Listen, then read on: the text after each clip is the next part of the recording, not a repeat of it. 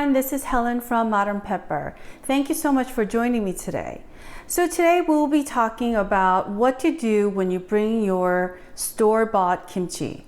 Now you could put it in the refrigerator right away, but if you take this step of fermenting your kimchi overnight, I guarantee you that your store-bought kimchi will taste really, really yummy.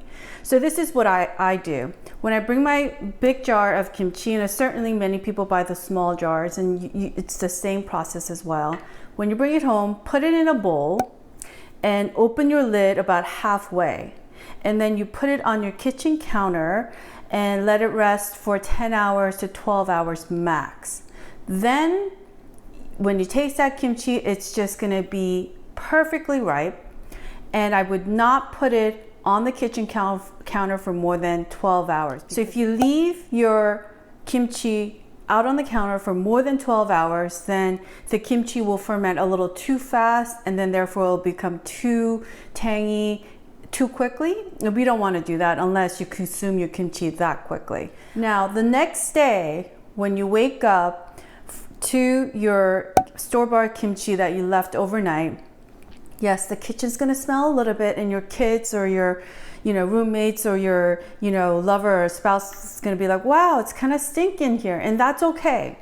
We're just, all the gases that are actually building up in the jar is just being released overnight, which is the reason why you need to leave your lid open halfway. Now, if you leave this tight, like this, super tight overnight, it will kind of not explode, but it will attempt to explode, and you don't want to have a messy kimchi explosion in your kitchen, right? Who wants that? So you'll see that in the morning the kitchen's going to smell a little bit. Just air it out. And kimchi doesn't smell bad per se. I think it's, when it's perfectly ripe, it actually has a sweet, salty fragrance with peppery kind of refreshing smell, which is the reason why we all love kimchi.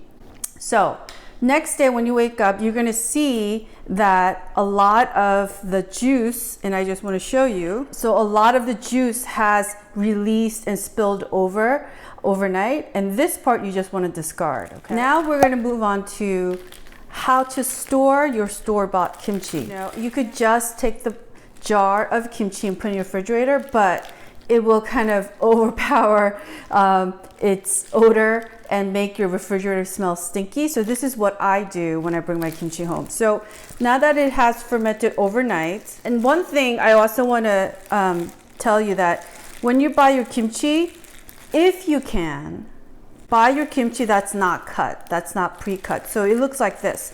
So basically, this is a big bok choy that's been quartered. And this is, and they fermented it like this. They add the kimchi marinade and let it ferment like this. And this tastes better because the leaves are still together and intact. So it really changes the fermentation process a little bit. So if you can, I would buy one of these non-cut Korean kimchi. Now the other thing is, if you live in New York or Southern California, or other parts of the states that has a heavy Korean American presence, chances are one of those big Korean grocery stores, they usually make their own in-house kimchi, and it never comes in a jar like this. These are all like different local brands that are making their own kimchi for sale, for wholesale. But those local giant supermarkets sometimes, and most of the time, has their in-house staff that make their own kimchi, and it usually comes in a plastic bag. Like, so they would make a bunch of these and they would put it in a plastic bag, and those are hands down the best kimchi, I think, because it's made fresh, it's not, and they make small batches as opposed to these big sort of wholesale retailers that make, thousands of jars every day.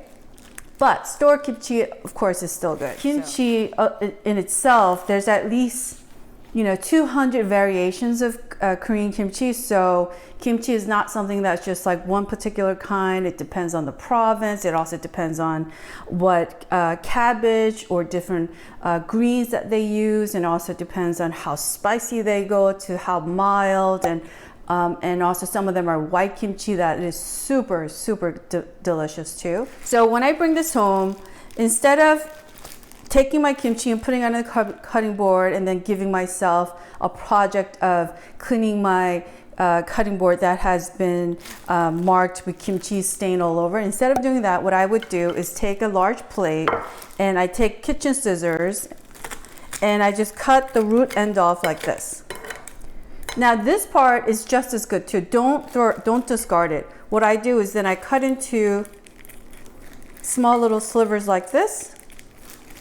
And usually at this point you could cut it more into small bite-sized pieces, but what I like to do is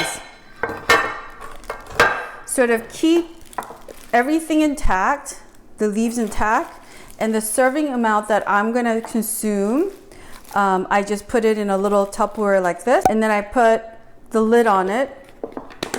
And this goes inside my refrigerator, and this would be what I would grab during the week to consume. It's time to taste. And I just want to show you how crunchy the leaves still are, and we want that. We don't want to overdo it. Now I would split it like so and have a taste.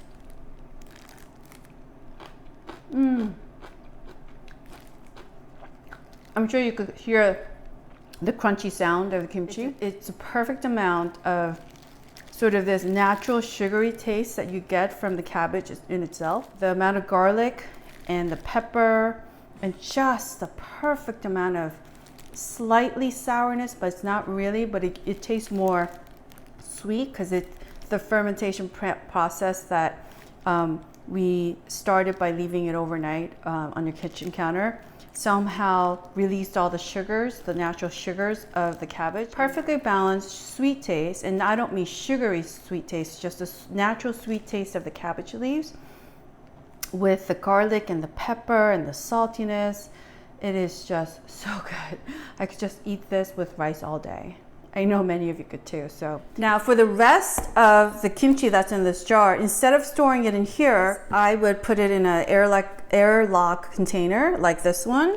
And then what I would do is then transfer my kimchi into here. And then when you put it in here, just try to ball up the kimchi. And I just want to show you, I would take it and roll it up like into a ball and then put it in here. Oh, you gotta be careful because I'm wearing white. I should have wore black. Don't want to get kimchi stain on my white shirt. That would not be fun. And you could kind of squish it down a little bit and then take the rest along with all the pepper that's stuck to the side and pour it on top like that. I would take a clean piece of paper towel and just clean around it. I would clean the top rim around it. Then clean yourself too. And then I would take a piece of saran wrap and put it in the inner top of your kimchi.